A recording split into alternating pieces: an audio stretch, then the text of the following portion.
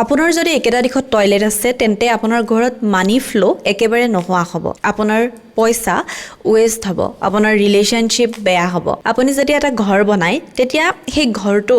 বনোৱাৰ আগত অকণমান বাস্তু চাই লৈ বনোৱাটো খুবেই বেছি প্ৰয়োজন কাৰণ আপুনি দেখে চাগে কিছুমান মানুহৰ ঘৰ এখন বনোৱাৰ পিছত খুব বেছি উন্নতি হৈ যায় আৰু কিছুমান মানুহৰ ঘৰ এখন বনোৱাৰ পৰা ঘৰখনৰ অৱনতি হৈ যায় কিয় হয় কাৰণ ঘৰখনত বাস্তু ভুল হয় তেনে ক্ষেত্ৰত আপুনি যদি ভুল দিশত আপোনাৰ টয়লেট আছে তেন্তে আপোনাৰ ঘৰত বিভিন্ন ধৰণৰ প্ৰবলেম হ'ব পাৰে প্ৰথম আহিল আমাৰ নৰ্থ ইষ্ট দ্বিতীয় হ'ল আমাৰ সাউথ ইষ্ট আৰু তৃতীয় হ'ল সাউথ ৱেষ্ট এইকেইটা দিশত যদি আছে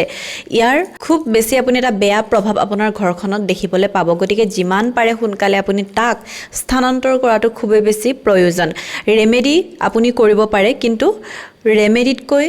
ভাল এইবোৰ ক্ষেত্ৰত আপুনি তাক স্থানান্তৰ কৰাটো গতিকে আপুনি যিমান সোনকালে পাৰে এজন বাস্তু বিশেষজ্ঞৰ সৈতে তেনেকুৱা প্ৰবলেম থাকিলে ঘৰখন দেখুৱাই ল'ব